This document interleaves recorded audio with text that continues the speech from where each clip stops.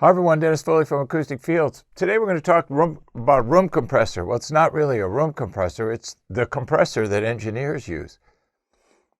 I was in my friend's studio the other day and I was watching him, run these controls, and I was really focused on three controls on the compressor. The first one was threshold, attack, and release. Now, there's many others, I get it.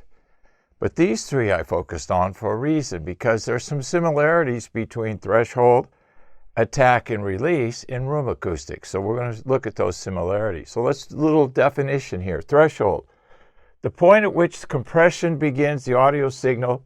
Threshold, below the audio signal, less than the audio signal, no compression. So it's that break point, right?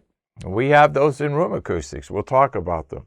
Attack, it's the delay between the time when the signal crosses the threshold circuit, reduces the gain. It's formulated in milli and microseconds, right? So it's small delays, attacks. And then the release, time it takes compressor to not impact the gain. A fast attack and release would be very aggressive. A slow attack and release would be more smoother, okay? So I noticed those three. So we have this break point here where the compressor works, it doesn't work. You can put that in there.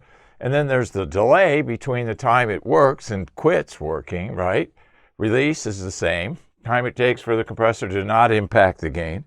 So there's this constant push and pull all the time, right?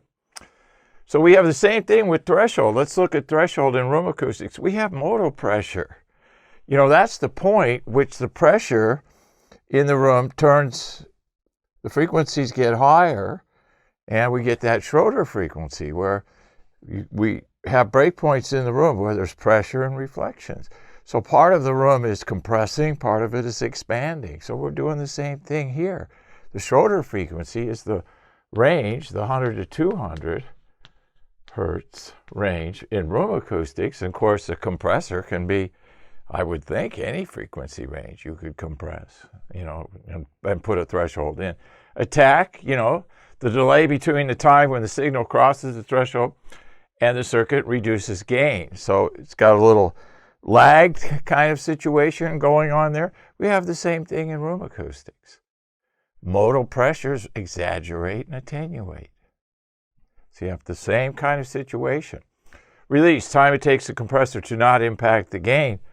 That's decay in our rooms for sure, right? So it's decay over time. Attack, low frequency fundamentals. The room starts to load.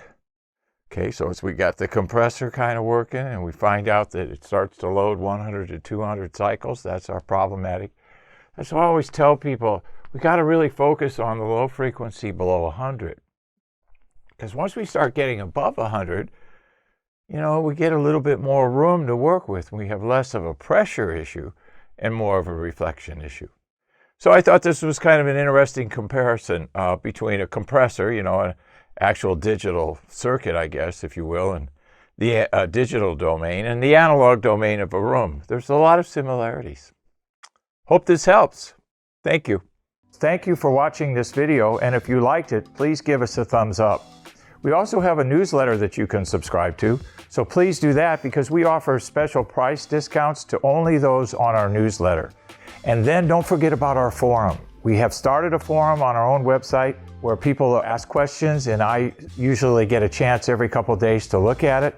There's an interchange between people on the forum, and we'll give you real answers on a regular basis, so that'll help you. Thank you.